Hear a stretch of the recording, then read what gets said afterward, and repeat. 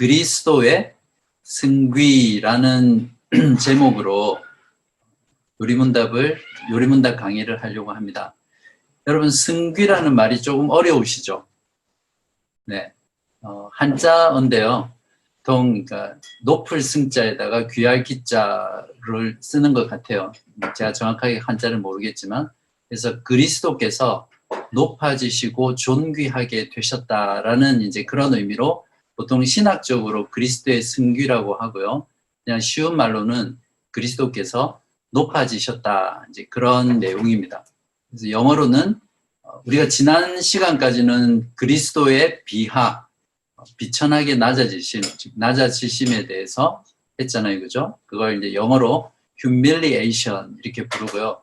그다음에 지금부터 다음 주까지 할 내용은 낮아지신 그리스도가 이제 높아지시는 내용에 대한 부분입니다. 그래서 사도신경의 고백은 그리스도의 낮아지심에서 다시 그리스도의 높아지심으로 이렇게 끝맺고 있거든요. 그래서 높아지심은 영어로 exaltation 이렇게 부릅니다. 제가 지금까지 했던 내용, 성자 하나님에 대해서, 그리고 다음 주까지, 오늘과 다음 주까지 하게 될 내용, 이 부분을 제가 그래프로 지금 잠깐 그리면서 설명을 드릴게요. 그러면 사도신경에 있는 성자 하나님과 우리의 구속에 대한 고백의 내용이 좀 더 이렇게 한눈에 들어옵니다. 자, 그리스도께서 성육신 하시기 이전에는 영원 전부터 아버지에게 나서 삼위일체로 하나님과 함께 계셨잖아요. 그죠? 근데 예수 그리스도께서 잉태되시고 인간이 되셔서 오신 것 자체가 하나님이신, 영원한 하나님이신 그분이 가장 낮아지신 것이다. 그렇게 제가 말씀드렸죠. 그래서 이 땅 가운데 인간으로 잉태되시고 탄생하는 것 자체가 그리스도의 낮아지심이죠. 그리고 이 땅에 생을 사시면서 고난 받으시고 십자가에서 고난 가운데 죽으셨죠. 그래서 그리스도께서 탄생하시고 고난 받으시고 십자가에서 죽으시죠. 죽으신 다음에 매장 당하시고 장사 지낸 받으시고 지옥과 같은, 즉 고통을 겪으시는 음부에 내려가셨다. 지난주에 했죠. 이제 여기까지가 그리스도가 비하한 과정입니다. 물론 어떤 장소적인 의미에서 이렇게 내려간다는 의미라기보다 그리스도께서 이 땅 가운데 오셔서 사시고 죽으시고 장사되시고 음부에 내려가셨다라는 그런 고통 가운데 마지막을 보내신 것에 대한 내용, 어떤 그 흐름상 이렇게 표현하고 있고요. 음부에 내려가신 이후에 그 다음에 오늘 할 내용은 무엇이냐면 죽은 자들 가운데서 다시 살아나셨다라는 부분입니다. 그래서 부활하셨고요. 다시 부활하신 그리스도는 승천하시죠. 하늘에 오르시고, 그리고 하늘에 오르셔서 하나님 보좌 우편에 앉으시고, 그리고 심판주로 다시 오시죠. 그래서 여기까지가 그리스도의 비하, 낮아지심, 그리고 음부로 내려가셨던 그리스도께서 이제 사흘 만에 죽은 자들 가운데서 부활하신 것부터 보좌에 오르시고 보좌에 앉으시고 심판하시는 부분까지가 그리스도의 승귀, 즉 높아지심. 네, 이렇게 봅니다. 그래서 사도신경은 아주 논리적으로 우리의 신앙의 고백의 내용들을 이렇게 그리스도의 낮아지심의 단계를 단계적으로 표현하고 다시 그리스도의 높아지심을 단계적으로 부활, 승천, 보좌에 앉으시고 다시 심판하시는 것으로 설명하고 있거든요. 자, 그러면 이제 구체적으로 부활과 승천에 대해서 오늘 할 예정이고요. 다음 주에는 하나님 보좌 우편에 앉으시고 심판주로 오시는 것에 대해서 다음 주에 하겠습니다. 먼저 부활에 대해서 볼게요. 사도신경 고백에 보면 사흘날에 죽은 자들 가운데서 부활하셨고, 이제 그렇게 나와 있거든요. 신앙 고백 내용 중에. 자, 제가 45문을 읽겠습니다. 여러분이 답을 해 주십시오. 그리스도의 부활은 우리에게 어떤 유익을 줍니까? 답. 첫째, 그리스도는 부활로서 죽음을 이기셨으며 죽으심으로써 얻으신 의에 우리로 참여하게 하십니다. 둘째, 그의 능력으로 말미암아 우리도 이제 새로운 생명으로 다시 살아났습니다. 셋째, 그리스도의 부활은 우리의 영광스러운 부활에 대한 확실한 보증입니다. 자, 교리문답은 부활의 유익에 대한 부분을 중점적으로 설명하고 있는데요.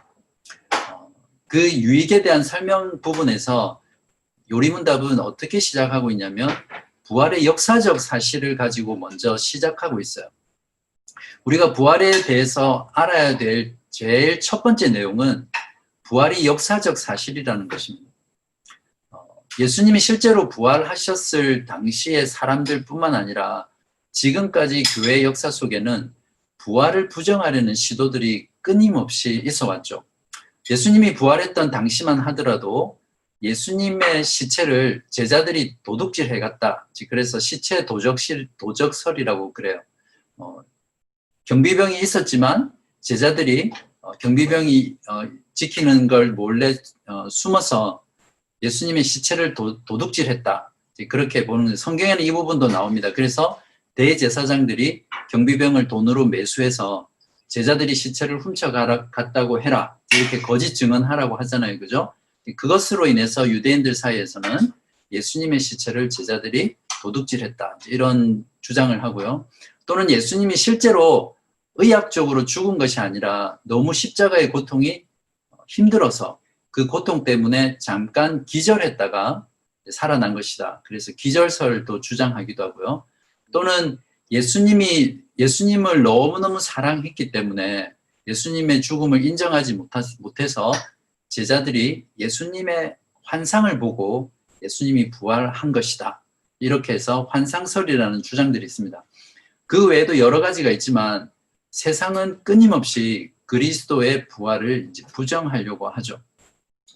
그러나 성경이 분명히 증언하는 바는 무엇이냐면 부활은 역사적 사실이라는 것이죠. 실제로 시간과 공간 가운데서 일어났던 사건이 바로 부활입니다. 어떤 개념적이거나 상징적이거나 그런 어떤 형이상학적인 내용이 아니라 실제로 우리들의 시공간에서 예수님이 죽으셨고 죽으신 예수님이 다시 살아나셨다는 것이 우리가 부활에 대해서 가장 먼저 알아야 될 부분입니다. 마태복음 28장 5절에서 6절에 보면 천사가 여자들에게 말하여 이르되 너희는 무서워하지 말라. 십자가에 못 박히신 예수를 너희가 찾는 줄을 내가 아노라. 그가 여기 계시지 않고 그가 말씀하시던 대로 살아나셨느니라. 와서 그가 누우셨던 곳을 보라. 천사가 나오고요. 그리고 예수님의 시체가 없는 빈 무덤, 그리고 많은 여러 명의 부활의 목격자들이 있었습니다. 그렇기 때문에 이것 말고도 고린도서 15장 같은 경우에도 수많은 부활의 증인들이 나오거든요. 예수 그리스도께서 죽으시고 부활하셨다는 이 사실을 역사적 사건으로 받아들이는 것, 믿는 것은 우리의 신앙의 가장 핵심이고 기초이며 출발점이라고 우리가 말합니다. 자, 그렇다면 여기서 왜 사흘 만에 부활하셨을까요? 이틀 만에 부활하실 수도 있고 일주일 만에 부활하실 수도 있잖아요. 그런데 왜 성경은 사흘 만에 부활하셨나? 고린도전서 15장에도 보면 성경대로 사흘 만에 죽은 자들 가운데서 다시 살아나셨다. 이렇게 바울이 복음을 설명하거든요. 왜 사흘 만일까요? 우르스 뉴스는 이제 그의 해설사에서 사흘 만에 부활하신 이유가 여러분도 잘 아시겠지만 구약의 예언의 성취라고 말하거든요. 그 중에 한 예가 요나의 모형. 그러니까 요나가 물고기 뱃속에서 3일간 들어가 있다가 3일 만에 살아나잖아요. 그것을 이제 예수님이 인용해 오면서 내가 너희들에게 보여줄 기적은 요나의 기적밖에 없다라고 이제 말씀하시거든요. 그러니까 요나의 모형은 즉 구약 성경에서도 예수님께서 3일 만에 살아나실 것을 예언하고 있었고요. 예수님도 그것을 채택해서 자신의 부활을 말씀하셨습니다. 요한복음 2장 10절에도 보면 예수님께서 너희가 이 성전을 헐라 내가 사흘 동안에 일으키리라 하면서 예수님께서도 직접 제자들에게 또 유대인들에게 자신의 몸을 성전으로 비유하고 3일 만에 살아나실 것을 미리 말씀하셨죠. 이제 이 부분은 제가 확실하게 동의가 되지 않는 부분이긴 한데 우르시누스는 이렇게 또 설명을 하더라고요. 왜 3일이어야 하냐면 시체가 부패하지 않으면서도 확실히 죽었다고 말할 수 있는 기간이 사흘이다, 사흘 만이다 이렇게 이제 설명을 하는데 제가 생각하는 3일 만에 부활하신 이유에 대해서 잠깐 설명을 드리고 싶은데 이스라엘 백성들이 출애굽할 때 어린 양의 피를 문설주에 바르잖아요. 그러면 문설주에 어린 양의 피가 발라져 있으면 이제 심판의 천사가 이제 지나가잖아요. 그리고 그 안에 있는 사람들을 이제 죽이지 않는데 그래서 그걸 기념해서 그 날을 유월절이라고 부르잖아요. 그죠? 이스라엘 백성들이 출애굽한 이후에 가나안 땅에 있을 때 이 유월절을 기념했습니다. 그래서 그날은 어린 양의 피로 구원을 받은 날. 그래서 패스오버라는 날로 이제 계속해서 지켰는데 이 유월절은 예수 그리스도께서 십자가에서 죽으시는 그 대속의 죽음, 피 흘림을 이제 미리 보여주는 예표였거든요. 그래서 예수님께서 유월절 날 죽으시잖아요. 그죠? 금요일 날 죽으시잖아요. 그죠? 어린 양으로서 예수님께서 죽으세요. 그리고 그 다음 날이 이제 안식일이죠. 안식일은 구약에서는 한 주의 가장 마지막 날인 7번째 날입니다. 그리고 하루가 더 지나서 3일째 되는 날, 3일 만에 예수님께서 부활하신 것은 일요일, 즉 우리로 치면 일요일이죠. 주일, 그러니까 일요일 아침에 예수님께서 부활하세요. 일요일은 우리가 지금 말하는 일요일은 한 주가 시작되는 첫째 날이거든요. 한 주의 첫날. 그렇기 때문에 하나님께서 천지를 창조하신 날이 일요일이죠. 첫째 날이니까. 그러면 예수님께서 부활하신 날도 한 주의 첫날입니다. 그래서 신학적으로 주일은 그러니까 새 창조의 날이다 이렇게 부릅니다. 천지 창조를 첫째 날에 창조하셨듯이 예수 그리스도께서 부활하신 날은 새로운 창조, 하나님이 영원 전부터 계획하셨던 그 구원의 모든 계획들이 성취되고 새로운 날들이 시작되는 그런 새 창조의 날이라고 해서 새 창조의 날이고 안식의 모형이었던 궁극적인 안식의 완성인 예수 그리스도께서 안식을 완성한 날이고 그날은 구원의 날이잖아요. 그래서 창조의 날과 구원의 날이 함께 일어나는 날이죠. 그래서 그날을 이제 새 언약의 날이다, 은혜의 날이다. 그리고 구약 성경에서는 이 주일을 여호와의 날, 그날 이제 이렇게 많이 표현하거든요. 그렇기 때문에 예수님께서 금요일에 죽으시고 3일째 되는 일요일 아침에 이제 부활하는 것이 성경 전체의 그 흐름과 역사성과 또 신학적으로 타당한 거죠. 그런 면에서 예수님께서 3일 만에 부활하셨다라고 할 수 있습니다. 그래서 이 날을 이제 초대교회 성도들이나 사도들은 주의 날이라고 불렀고요. 그래서 Lord's Day라고 해서 특별히 신약교회 성도들이 이날 모여서 교회로 모이고 하나님께 예배하고 또 노동을 쉬고 또 서로를 격려하고 자비를 베풀던 날로 삼았습니다. 이 날에 성도들이 모인 건 결코 우연이나 임의가 아니라 이런 깊은 성경적인 의미를 가지고 특별히 그리스도인들은 안식일이 아니라 주일에 모여서 함께 교회로 모였던 그 날이 바로 주일이라고 할 수 있습니다. 그런 면에서 사흘 만에 예수님께서 부활하셨다라고 또 말할 수 있겠죠. 두 번째는 그리스도의 부활의 의미를 말씀을 드릴 건데요. 그리스도의 부활이 여러분에게 어떤 의미가 있다고 평소에 생각하셨어요? 그리스도의 부활의 의미는 가장 중요한 것이 인간 가운데 죽었다가 다시 죽지 않고 영원히 산 존재는 예수 그리스도밖에 없잖아요. 그 말은 무엇이냐면 그리스도의 부활은 죽음을 정복하고 승리하신 거예요. 그리고 하나님께 대해서 다시 사는 삶을, 하나님께 대해서 다시 살았다라는 그런 의미입니다. 로마서 6장 9절에서 10절에 보시면 이는 그리스도께서 죽은 자 가운데서 살아나셨으며 다시 죽지 아니하시고 사망이 다시 그를 주장하지 못할 줄을 알미로라. 그가 죽으심은 죄에 대하여 단번에 죽으시며 그가 살아계심은 하나님께 대하여 살아계심이니. 다음은 부활은 영적인 사건이라는 것입니다. 부활은 성령 안에서 성령으로, 성령의 능력으로 일어난 사건이거든요. 그렇기 때문에 이 부활은 영적인 사건이고 성부, 성자, 성령 하나님께서 함께 공동으로 사역해서 이루어진 삼위일체적 사건이라고 우리가 봅니다. 다음 세 번째는 부활은 하나님의 구속사적인 사건으로서 중요한 의미가 있는 것이죠.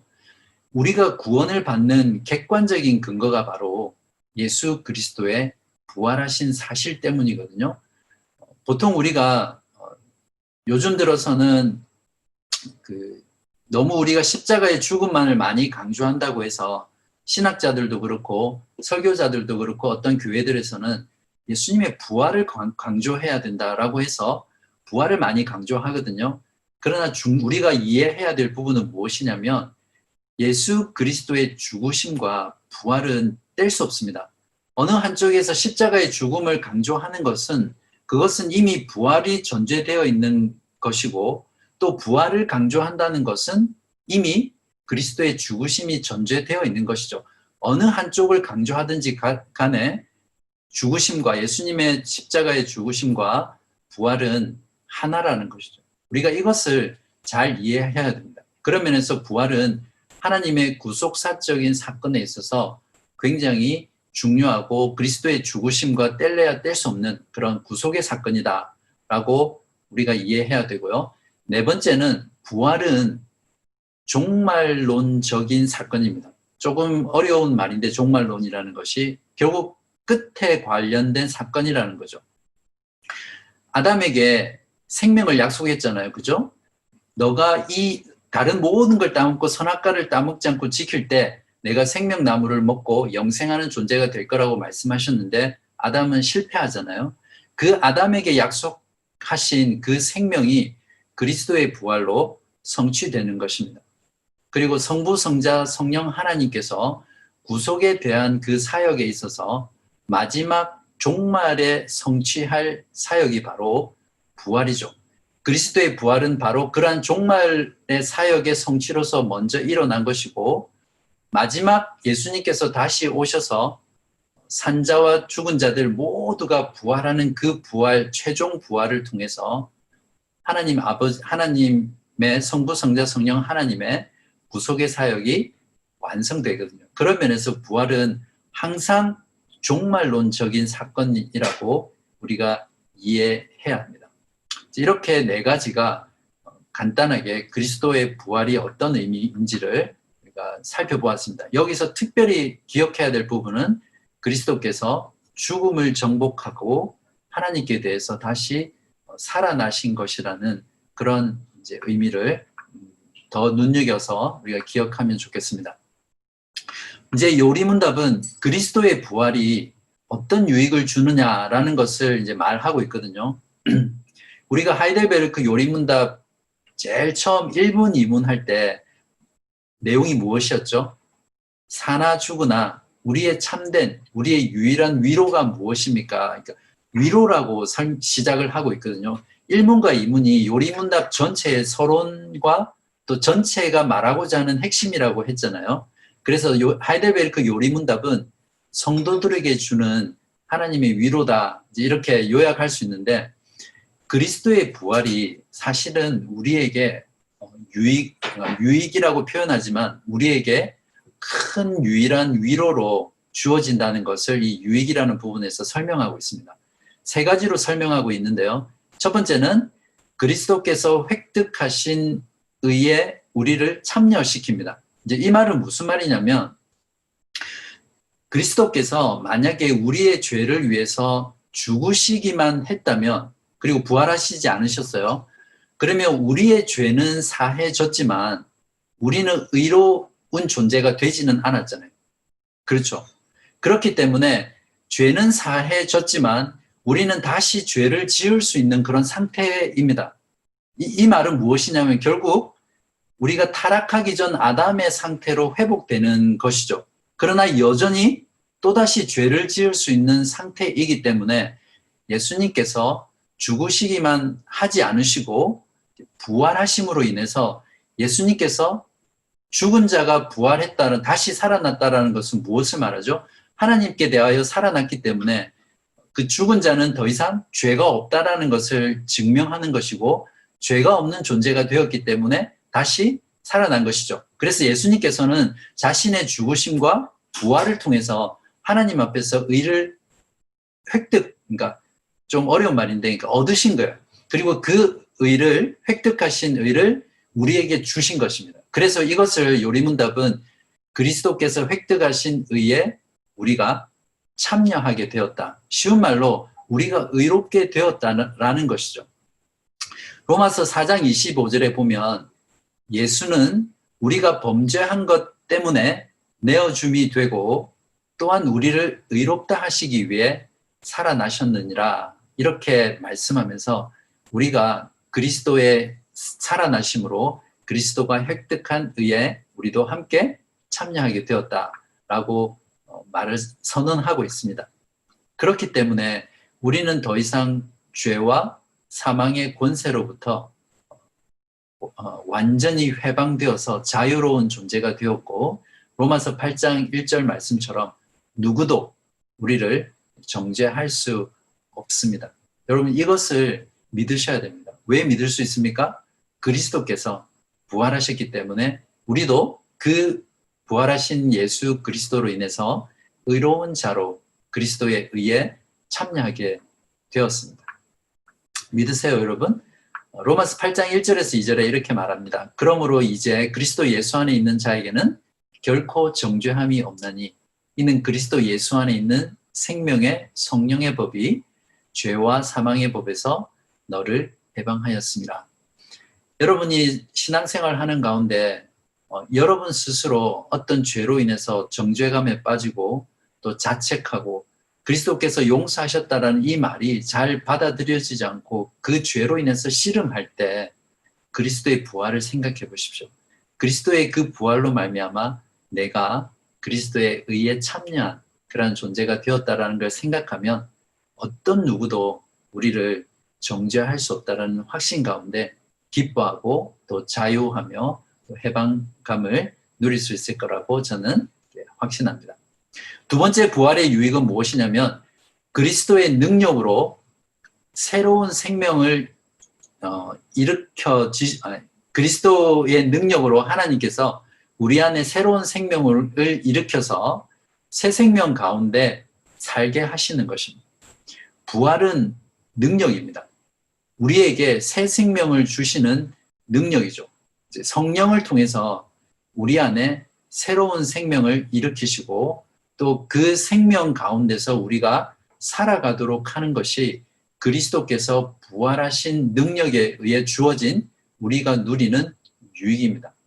이 세상 가운데 이것보다 더 놀랍고 신기하고 신비하고 위대한 기적은 없습니다. 우리 안에 새로운 생명을 주셔서 새로운 생명 가운데 살게 하시는 이것만큼 놀라운 기적이 있을 수가 없는 것이죠. 그래서 우리는 그리스도의 부활을 바라볼 때마다 우리 안에 일으키신 그 새 생명, 또 새 생명 가운데 사는 삶, 그것을 항상 연결해서 생각해야 합니다. 세 번째 부활의 유익은 우리의 영광스러운 부활에 대한 확실한 보증입니다. 우리가 죽지만 그리스도께서 다시 오실 때, 재림하실 때 우리는 영광스러운 부활을 한다고 말씀을 통해서 우리가 믿고 배웠잖아요. 근데 그것에 대한 확실한 보증이 그리스도께서 부활하셨다는 것입니다. 우리의 부활도 그리스도의 부활이 영광스러운 부활이시기 때문에 우리의 부활도 그와 같이 영광스러울 것이라는 것을 우리는 확실하게 믿을 수 있습니다. 성경 구절을 한번 같이 보겠습니다. 여러분 프린트 하셨으면 보실 수도 있고요. 아니면 제가 보여줄게요. 이 부분은.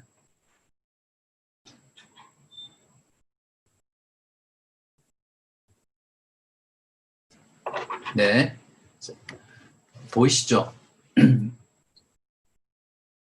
고린도전서 15장 42절 말씀인데요. 제가 읽겠습니다. 죽은 자의 부활도 그와 같으니 썩을 것으로 심고 썩지 아니할 것으로 다시 살아나며 욕된 것으로 심고 영광스러운 것으로 다시 살아나며 약한 것으로 심고 강한 것으로 다시 살아나며 육의 몸으로 심고 신령한 몸으로, 여기서 신령한 몸이라는 것은 어떤 영혼을 말하는 것이 아니라 분명히 육체를 가진 몸과 영혼이 하나로 결합된 몸인데 어떤 새로운 몸, 그러니까 성령 안에서 새롭게 된 그런 몸을 말합니다. 신령한 몸으로 다시 살아나나니 육의 몸이 있은즉 또 영의 몸도 있느니라. 기록된 바 첫사람 아담은 생령이 되었다 함과 같이 마지막 아담은 살려주는 영이 되었나니 그러나 먼저는 신령한 사람이 아니요 육의 사람이요 그 다음에 신령한 사람이니라. 첫 사람은 땅에서 났으니 흙에 속한 자이거니와 둘째 사람은 하늘에서 나셨느니라. 무릇 흙에 속한 자들은 저 흙에 속한 자와 같고 무릇 하늘에 속한 자들은 저 하늘에 속한 이와 같으니 우리가 흙에 속한 자의 형상을 입은 것 같이 또한 하늘에 속한 이의 형상을 입으리라.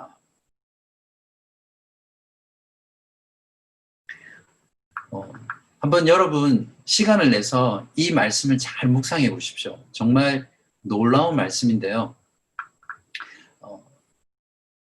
그리스도께서 하늘에서 오신 분이시죠.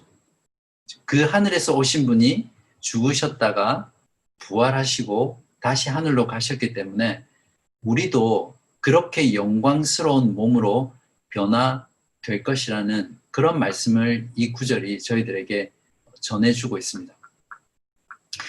빌립보서 3장 20절에서 21절은 이것을 다시 한 번 더 확증해 주고 있는데요. 그러나 우리의 시민권은 하늘에 있는지라 거기로부터 구원하는 자 곧 주 예수 그리스도를 기다리노니 그는 만물을 자기에게 복종하게 하실 수 있는 자의 역사로 우리의 낮은 몸을 자기 영광의 몸의 형체와 같이 변하게 하시리라. 여기 보면 지금 우리가 입고 있는 몸은 낮은 몸이라고 했어요. 그죠? 근데 우리의 몸이 그리스도의 영광스러운 몸처럼 그렇게 변화되는 것이 바로 영광스러운 우리의 부활입니다. 그리스도께서 먼저 부활하셨기 때문에 영광스러운 부활을 하셨기 때문에 그것처럼 우리도 영광스러운 몸으로 부활하신다는 것이죠.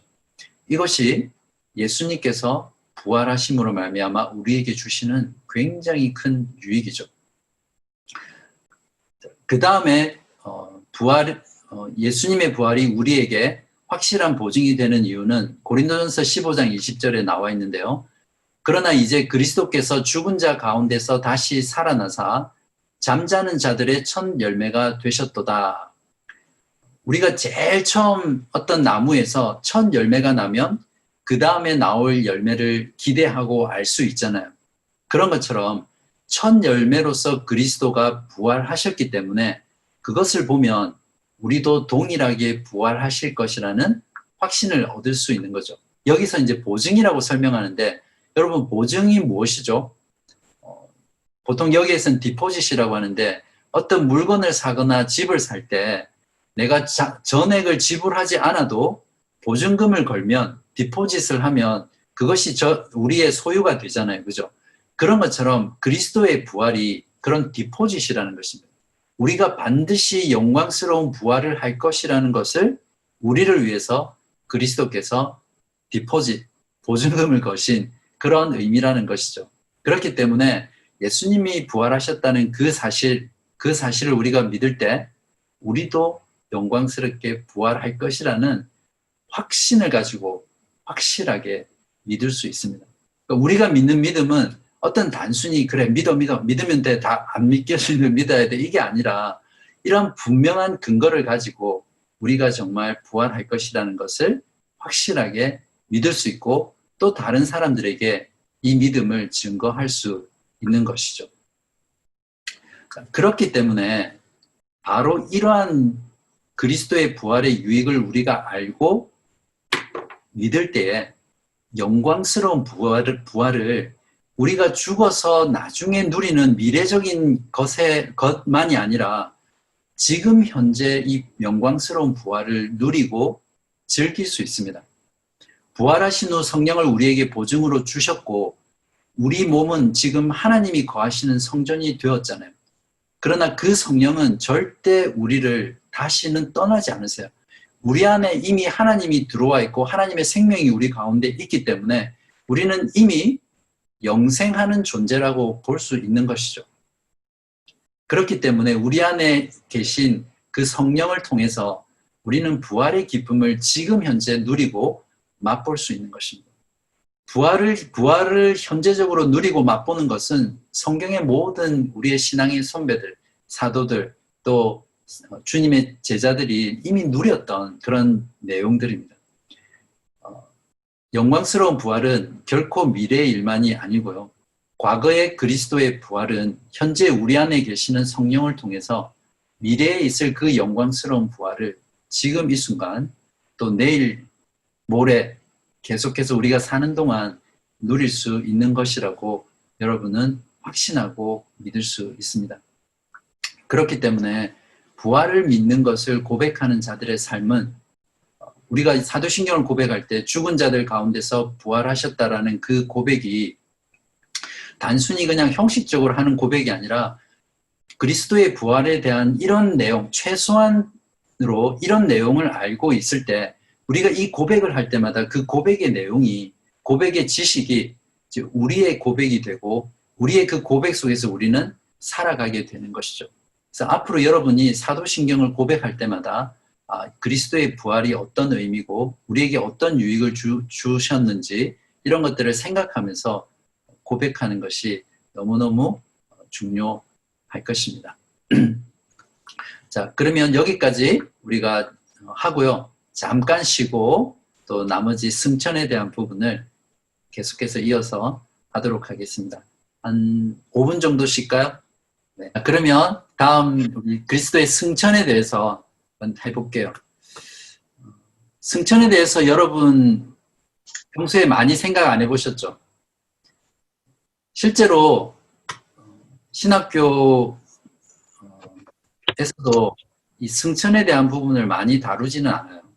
그런데 이 승천이라는 것은 하나님의 구속의 사역에 있어서 굉장히 중요한 역할과 파트를 담당하고 있어요. 그리스도의 승천이 없었다면 하나님의 그 구속의 사역도 온전하지 못하게 되거든요. 왜 그런지 이제 보도록 할게요. 46문 하늘에 오르셨고 라는 말로 당신은 무엇을 고백합니까? 시작. 그리스도는 제자들이 보는 가운데 땅에서 하늘로 오르셨고 우리의 유익을 위하여 거기에 계시며 장차 살아있는 자들과 죽은 자들을 심판하러 다시 오실 것입니다.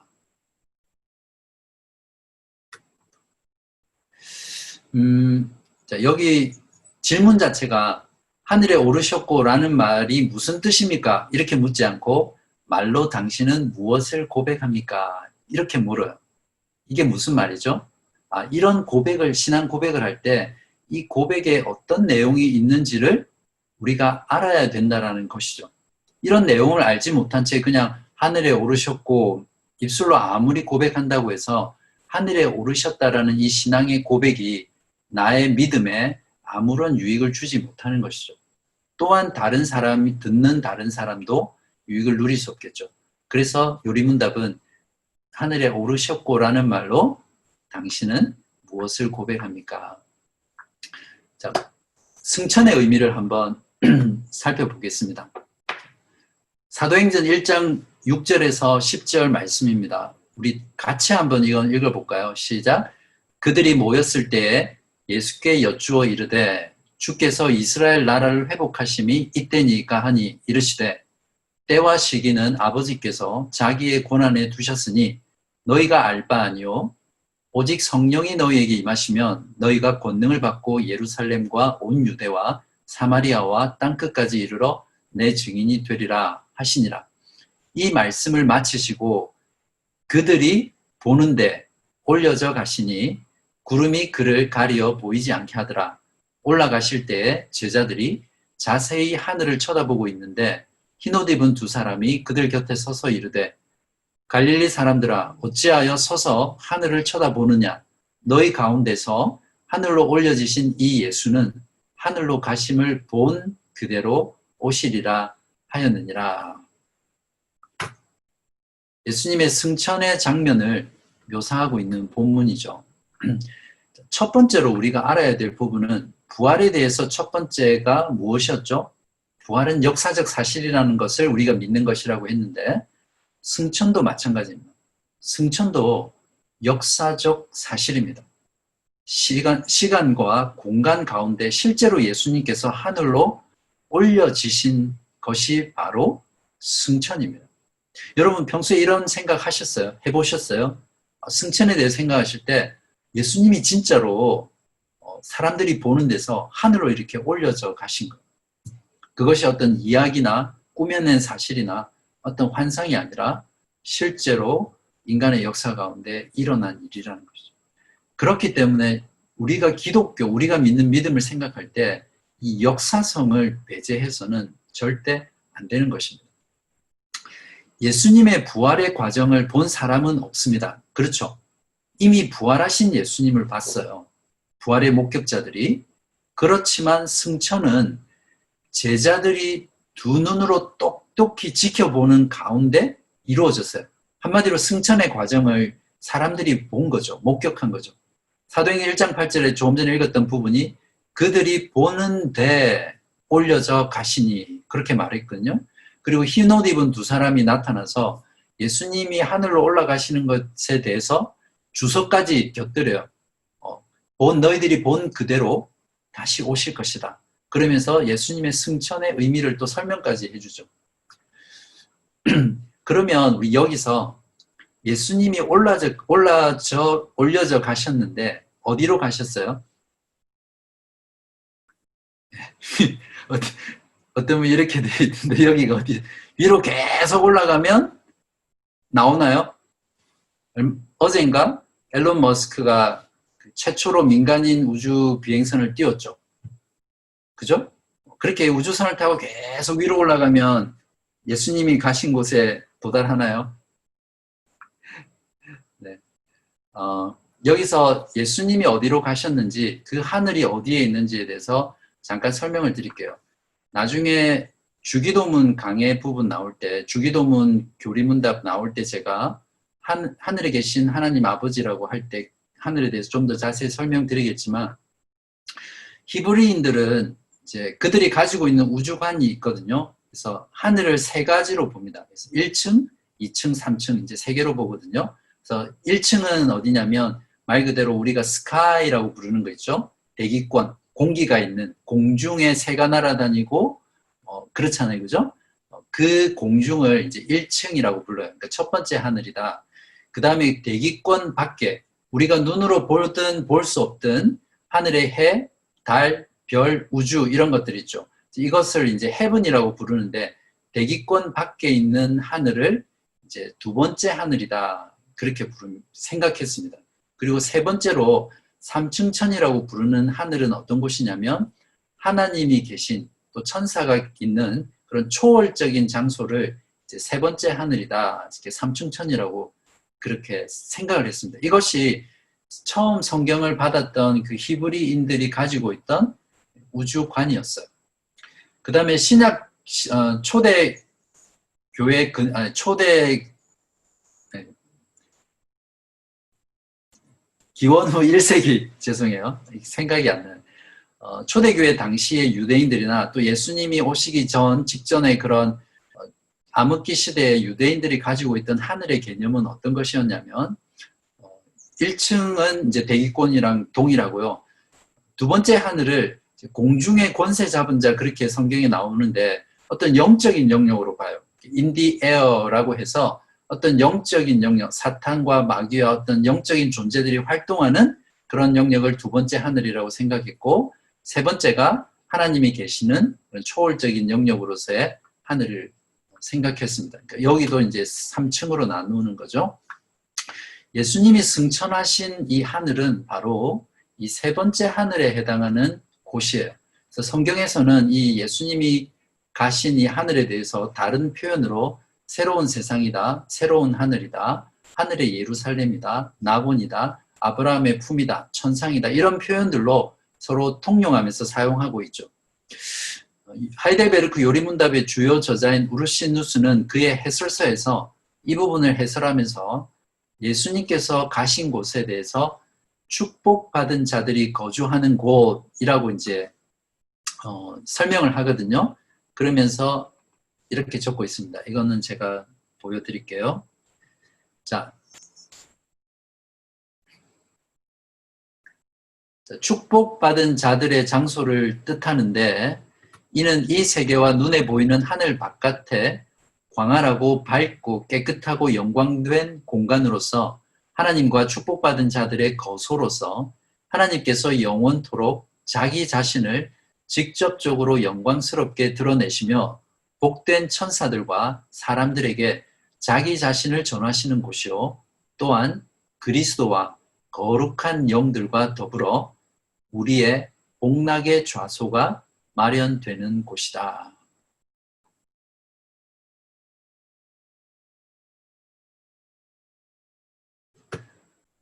네, 컴퓨터가 좀 느려서 빨리빨리 안 되네요. 조금 내용이 좀 어려운 것 같지만 제가 여러분들에게 나눠드렸으니까 한번 잘 묵상해 보십시오. 우르시누스가 말하는 그리스도께서 승천하신 하늘이 어떤 곳인지 한번 묵상해 보시고요. 읽어 보시기 바랍니다. 다음은 이제 어떤 식으로 예수님이 승천하셨나라는 문제인데요. 이 부분은 우리가 조금 깊이 생각을 해야 돼요. 예수 그리스도의 신성은 어느 곳에나 계시잖아요. 그죠?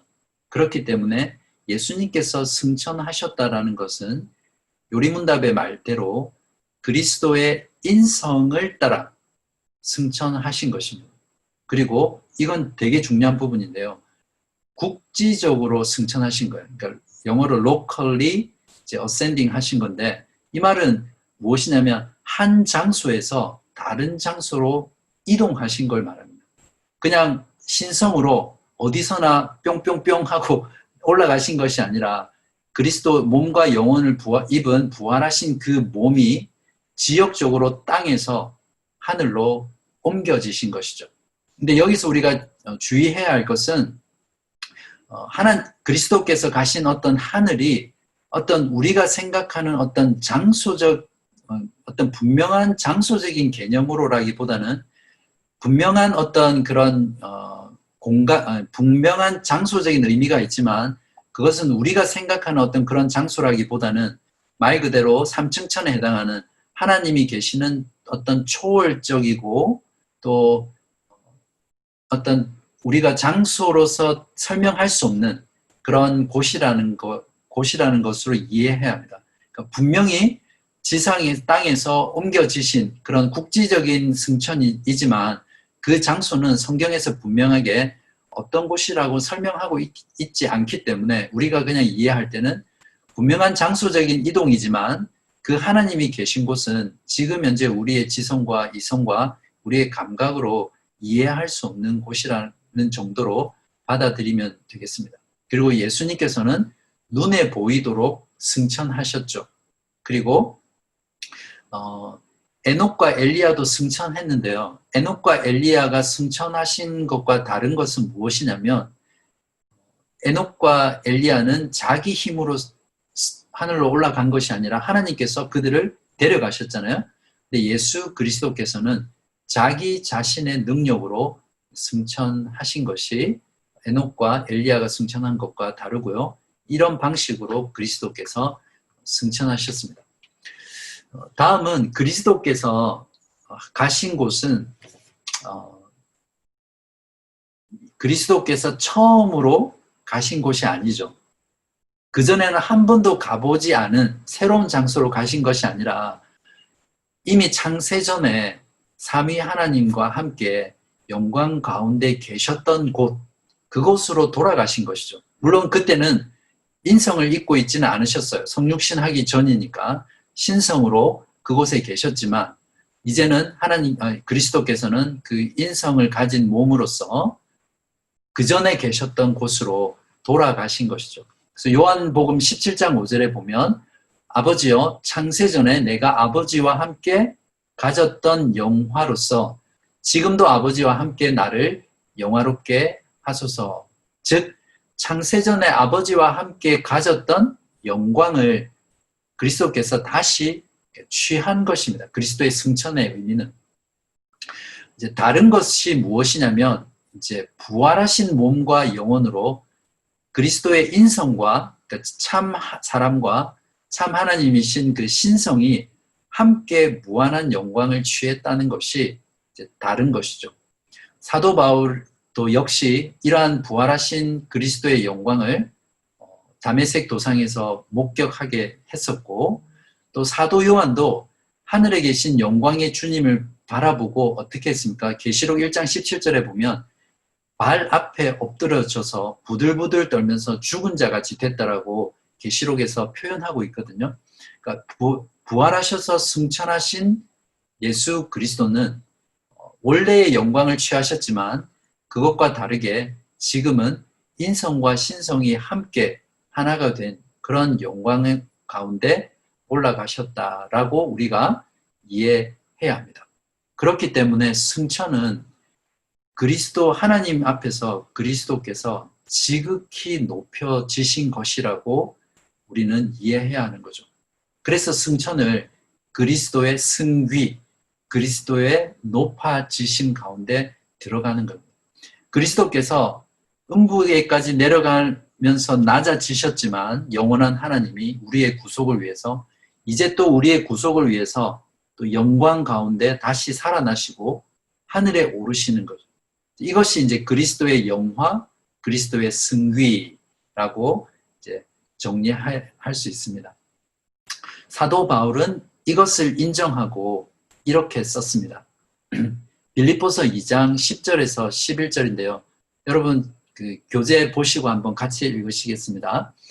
하늘에 있는 자들과 땅에 있는 자들과 땅 아래 있는 자들로 모든 무릎을 예수의 이름에 꿇게 하시고 모든 입으로 예수 그리스도를 주라 시인하여 하나님 아버지께 영광을 돌리게 하셨느니라. 사도 바울은 승천하신 그리스도를 봤잖아요. 그 영광의 부활하신 그리스도를 보고 그리스도에 대해서 표현할 때 이렇게 표현한 것입니다.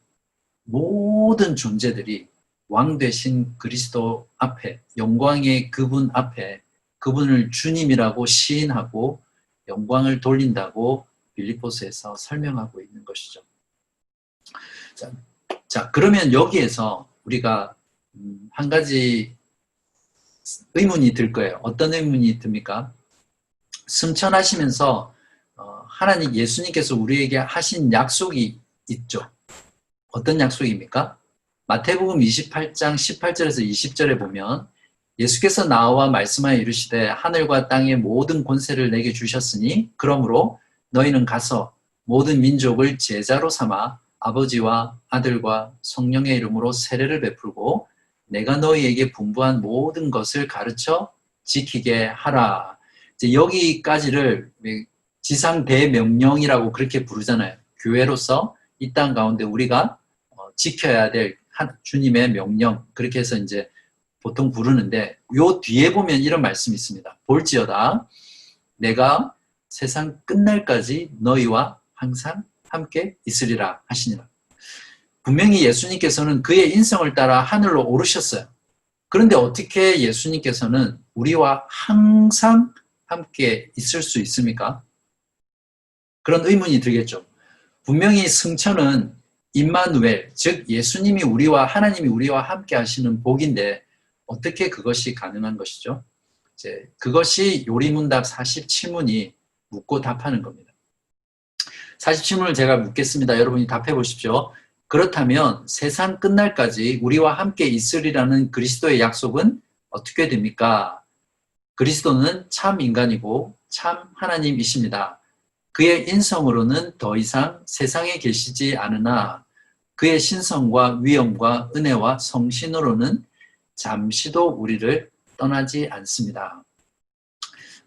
여기 답에는 이제 더 이상 세상에 계시지 않으나 밑줄 2개, 그다음에 그의 신성과 위엄과 은혜와 성신으로는 잠시도 우리를 떠나지 않습니다. 여기도 밑줄 2개. 그것이고요. 끝나고 나서 한번 이것이 어떤 의미인지를 다시 한번 여러 번 곱씹어 보시면 여러분들에게 큰 유익이 될 것입니다. 요리문답이 어떻게 답하고 있습니까? 인성이 아닌 그의 신성으로 우리와 항상 함께 하신다는 겁니다. 아까 승천은 그의 인성을 따라 하늘에 오르셨는데 하늘에 오르신 그분이 우리와 함께 하는 것은 그의 신성으로 함께 하는 거예요. 왜냐하면 인성이라는 것은 말 그대로 사람의 속성이잖아요. 이미 하늘에 오르셨기 때문에 그리스도의 인성은, 몸을 가지신 그 인성은, 인성으로서의 그리스도는 하늘에 계신 것이죠. 그런데 하늘에도 계시고 인성으로 지금 이곳에도 우리와 함께 있을 수는 없습니다. 그래서 그분이 어떻게 있냐면 신성으로 우리와 함께 있습니다. 그리스도의 신성과 인성 사이에서는 지난번에 참 하나님, 예수 그리스도는 참 하나님이면서 참 인간이다라는 부분에서 설명을 드렸었는데 인성과 신성 사이에 어떤 본질적인 속성이 있잖아요. 하나님이라는 속성과 사람이라는 속성이 있는데 그리스도는 이 2가지 속성을 다 완벽하게 한 인격 속에 가지고 계신 분이라고 했잖아요. 그렇기 때문에 그리스도의 신성과 인성은 서로 그 본질적인 속성이 교류할 수는 없습니다. 이게 이제 조금 이해하기가 어려울 수는 있는데 그렇게 어렵진 않습니다. 그러니까 인성과 신성이 각각 본질이 있는데 그것은 서로 혼합되거나 즉 섞이는 거죠. 또는 분리되거나 그렇게 하지 않으면서 각각의 고유한 속성이 예수 그리스도라는 한 person, 위격 안에 존재한다는 것이 성경의 가르침이거든요. 근데 로마 가톨릭과 루터파는 이제 이 문제를 해결하기 위해서 어떻게 주장했냐면 부활 승천 이후에 그리스도의 인성에도 신성의 성질이 적용이 가능하다고 말을 합니다. 그렇기 때문에 그리스도의 인성에도 신성의 성질이 있어서 우리와 함께 지금 이 땅 가운데 있을 수 있다. 이렇게 주장을 했습니다. 그렇기 때문에 여러분들 그 로마 가톨릭은 성찬식 할 때 떡과 포도주가 어떻게 된다고 하죠? 실제로 떡과 포도주를 받을 때 그것이 그리스도의 몸과 피로 변화되어서 우리 몸과 연합된다고 그렇게 주장하잖아요. 그죠? 그래서 그것을 화채설이라고 그러고, 그다음에 루터파 같은 경우는 이제 떡과 포도주에 그리스도의 몸과 피가 임재한다. 그래서 이제 공제설이라고 부르거든요. 그것이 우리의 몸과 피로 변화되는 건 아니지만 떡과 포도주에 그리스도의 몸이 그리스도가 임재한다. 이렇게 해서 이제 공제설이라고 부릅니다.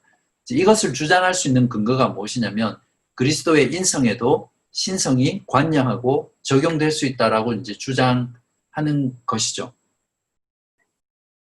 제가 너무 깊이 들어갔나요? 아니죠. 네. 그런데 이제 개혁파에서는 그리스도의 인성은 인성이라는 거예요. 사람은 사람이지 사람의 속성에 신성이 같이 섞이지 않는다라고 이제 성경대로 이제 가르쳤습니다. 그래서 신성이라는 부분은 그러니까 하나님은 무소부재한 속성을 가지고 계시잖아요. 어떤 한 장소에 국한되지 않고 모든 공간과 시간을 초월해서 어디에서나 계신 것이 신성이에요. 그죠?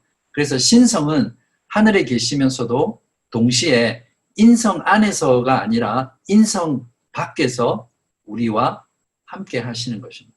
즉 예수님께서 내가 너희와 항상 함께 한다라는 이 약속은 그리스도의 신성으로서 그리스도의 인성 밖에서 우리와 함께 한다. 이렇게 우리가 이해를 하면 됩니다. 이해되세요, 여러분? 네. 그래서 이러한 주장을 칼빈파들이 주로 주장을 했거든요. 그래서 루터파들이 이제 칼빈파를 조롱하는 말로 이렇게 말을 했대요. 칼빈주의 신학에서 주장하는 밖에서 이제 이런 식으로 그러니까 인성 밖에서 신성이 계신다 이렇게 주장하니까 칼빈주의 신학이 주장하는 밖에서라는 이런 이제 별명을 붙였다고 합니다. 그리스도의 신성 이제 그러면 이제 여기서 한 가지 또 의문이 들 수가 있는데요. 그리스도의 신성과 인성이 그러면 분리되는 것인가? 이렇게 또 의문을 던질 수 있잖아요. 그죠? 그런다? 그렇지 않다는 겁니다.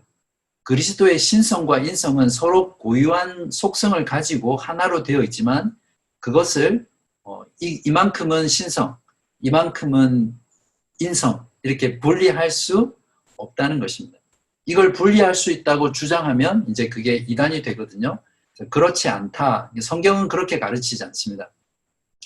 신성은 시간과 공간을 초월하므로 인성 안에 거함, 즉 하늘에 계신 그리스도 몸 안에 거하지만 동시에 그 인성을 초월해서 인성 밖에서 어디에서나 계실 수 있는 분이잖아요. 그죠? 그래서 그리스도의 인성과 신성의 그러니까 그리스도의 신성은 인성에 분리되지 않으면서 인성과 함께 있는 거예요. 있지만 그의 신성으로 우리 가운데 항상 거할 수 있다. 이렇게 대답해야 합니다. 요리문답이 이것을 잘 정리하고 있거든요. 조금 전에 읽었던 것처럼 어떻게 표현되고 있죠? 인성으로는 더 이상 세상에 계시지 않으나 그의 신성과 위엄과 은혜와 성령으로는 잠시도 우리를 떠나지 않습니다. 말 되죠? 이 말을 다르게 말하면 우리는 그리스도의 신성과 그리스도의 위엄과 그리스도의 은혜와 그리스도의 성령 안에 거한다라고 바꿔서 또 말할 수 있겠죠. 이런 방식으로 하늘에 계신 승천하신 그리스도께서 인성으로 우리와 함께하지 않으시지만 그분의 신성으로서 그 인성에서 분리되지 않으면서도 우리와 함께 항상 언제나 떠나지 않으시고 거하시는 거죠. 우리가 이 진술 앞에서 역시 얼마나 큰 위로를 받을 수 있습니까? 그렇죠. 승천하신 그리스도께서 지금 우리와 함께 그분의 신성으로 우리 가운데 거하신다는 것, 우리를 떠나지 않으신다는 것, 그 사실이 얼마나 큰 위로가 되는지 모릅니다. 많은이라고 하면 좀 그렇지만 어떤 한국 교회에서는 하나님의 임재, 자꾸 임재 하면서 임재 찬송하고 막 눈 감고 막 홀리한 듯이 막 이렇게 손들면서 임재했다 그러지만 그건 완전히 신학적인 무지에서 나오는 행동들이고 어떤 신앙의 형태입니다. 이미 그리스도께서는 그 그리스도를 주로 고백하고 그분 안에 있는 우리 모두에게 떠나지 않으시고 우리가 다시 주님처럼 주님의 몸처럼 변화될 때까지 영원토록 우리 안에 계신다는 것입니다. 우리 안에 임재해 계신다는 것이죠. 이것이 얼마나 큰 위로가 됩니까? 마지막 승천의 유익입니다. 우리가 예수 그리스도께서 승천하신 것을 통해서 우리가 어떤 유익을 얻는 것인가 그 부분들을 살펴볼 건데요. 제가 49문 묻겠습니다. 그리스도께서 하늘에 오르심은 우리에게 어떤 유익을 줍니까? 첫째, 그리스도는 우리의 대언자로서 하늘에서 우리를 위해 그의 아버지 앞에서 간구하십니다. 둘째, 우리의 몸이 그리스도 안에서 하늘에 있으며 이것은 머리 되신 그리스도께서 그의 지체인 우리를 그에게로 이끌어 올리실 것에 대한 확실한 보증입니다. 셋째, 그리스도는 그 보증으로 그의 성령을 우리에게 보내시며 우리는 성령의 능력으로 말미암아 그리스도께서 하나님 우편에 앉아 계신 위의 것을 구하고 땅의 것을 구하지 않습니다. 이 교리문답을 읽어봐도 하나님의 구속의 사역은 우리를 구원하시고 속죄하시고 또 함께 하시고 이끄시고 거룩하게 만드시고 영광스럽게 만드시는 그런 모든 과정 가운데서 성부, 성자, 성령 하나님은 서로 분리돼서 사역하지 않는다는 것을 다시 한번 확인할 수 있습니다. 승천은 여기에서도 보면 한마디로 우리를 위해서 승천하신 것으로 설명하고 있잖아요. 승천의 유익을 통해서 우리가 알 수 있는 것이 세 가지로 말을 하고 있는데요. 승천의 유익이 첫 번째는 하나님 아버지 앞에서 우리를 위해서 간구하십니다. 그리스도께서 승천하셨다는 것은 하늘이 열린 것이잖아요. 그죠? 히브리서도 이제 이것을 단번에 하늘의 성소에 들어갔다고 표현하는데 하늘이 열리고 그리스도를 하늘이 받아들인 것입니다. 하늘이 그리스도를 받아들인 것처럼 우리도 그리스도 안에 있는 우리도 하나님께서 우리를 받아주시고 다시 하나님과 우리가 화목하게 된 것을 의미하는 것이죠.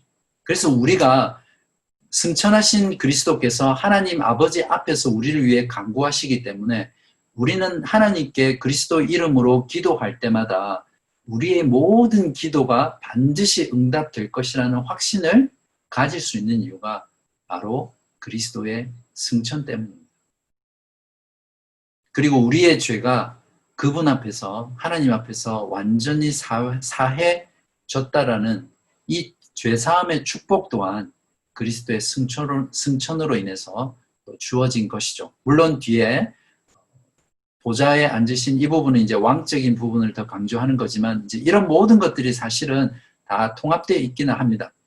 요한일서 2장 1절에 보면 나의 자녀들아 내가 이것을 너희에게 쓰면 너희로 죄를 범하지 않게 하려 함이라. 만일 누가 죄를 범하여도 아버지 앞에서 우리에게 누가 있다고요? 대언자가 있으니 곧 의로우신 예수 그리스도시니라.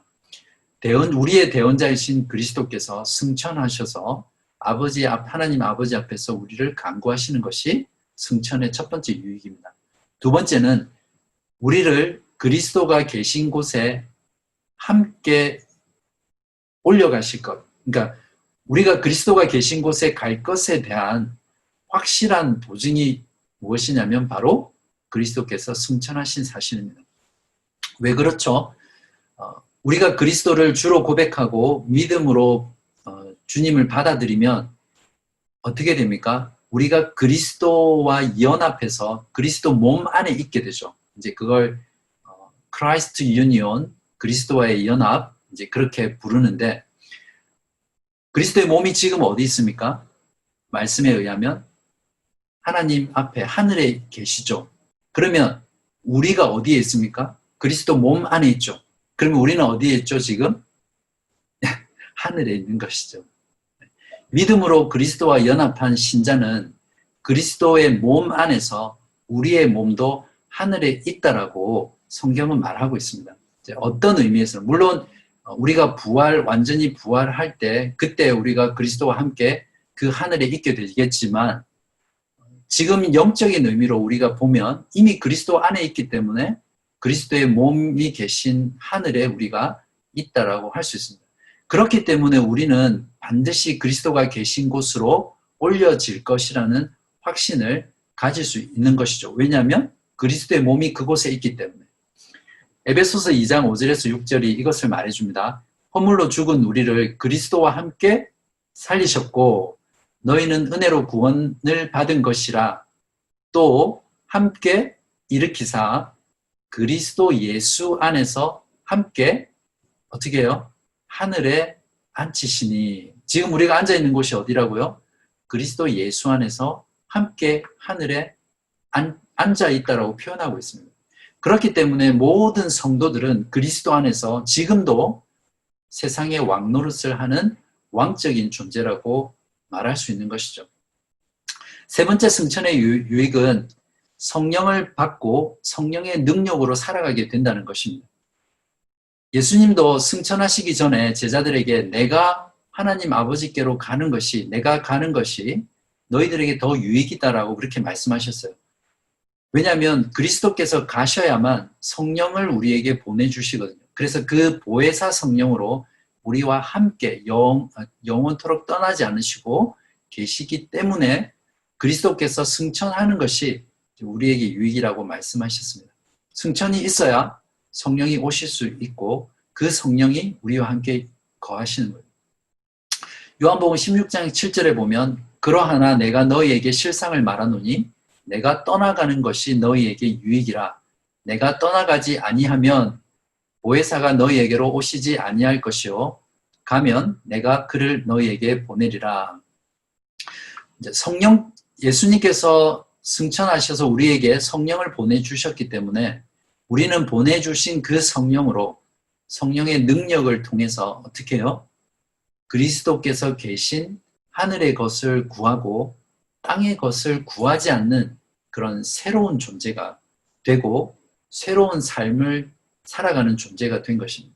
이것이 새 생명 가운데 사는 모든 그리스도인의 삶의 본질입니다. 골로새서 3장 1절에 그러므로 너희가 그리스도와 함께 다시 살리심을 받았으면 위의 것을 찾으라. 거기는 그리스도께서 하나님 우편에 앉아 계시느니라. 위의 것을 생각하고 땅의 것을 생각하지 말라. 이는 너희가 죽었고 너희 생명이 그리스도와 함께 하나님 안에 감추어졌음이라.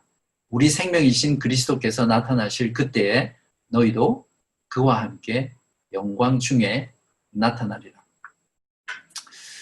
이 골로새서 3장 말씀이 이제는 여러분의 피부에 확 와닿으시죠. 그리스도께서 승천하셔서 우리에게 성령을 주셨기 때문에 우리 안에 거하시는 그 성령의 능력으로 이제는 그리스도께서 계신 위의 것을 생각하고 땅의 것을 생각하지 않는 그런 존재로 우리가 지금 살아가게 되었습니다. 여러분, 이런 삶을 지금 살고 계시고 또 이 사실을 여러분 믿으시죠? 승천은 그렇기 때문에 2000년 전의 역사적 사실로 끝난 것이 아니라 지금 우리에게 역사하고 있는 사실입니다. 승천은 우리를 위해 간구하시고 또 우리도 예수님처럼 그분이 계신 것으로 올려질 것에 대한 그런 천국의 소망을 더 강하게 확신하게 해주고 성령을 받고 내 안에 살아계신 그 성령의 능력으로 이제는 땅의 것을 추구하지 않고 하늘의 것을 추구하는 자로 살게 하는 그 힘이 무엇이냐면 하늘에 오르셨고라는 그리스도의 그 승천을 우리가 알고 믿음으로 고백하는 것입니다. 이것이 하늘에 오르셨고를 믿음으로 고백하는 자의 삶입니다. 오늘 내용처럼 부활과 승천의 이 사실이 단순히 어떤 교리적인 사실이 아니라 이 사실의 내용을 우리가 제대로 알고 그것을 믿음으로 고백할 때 그 부활과 승천은 지금 우리의 삶에 부활의 영광스러운 기쁨을 현재적으로 누리며 살게 되고 새로운 생명 가운데 살며 그리스도께 계신 그 위의 것을 추구하는 삶, 하늘의 것을 추구하는 삶, 땅적인 삶, 땅을 쳐다보면서 땅의 존재로 사는 것이 아니라 그래서 영원토록 멸망하는 그런 존재로 사는 것이 아니라 하늘에서 태어난 자로 하늘적 존재로 살아갈 수 있는 그런 삶이 되는 거죠. 그래서 교리는 삶이고 삶은 교리다라는 말이 나오는 이유가 바로 거기에 있습니다.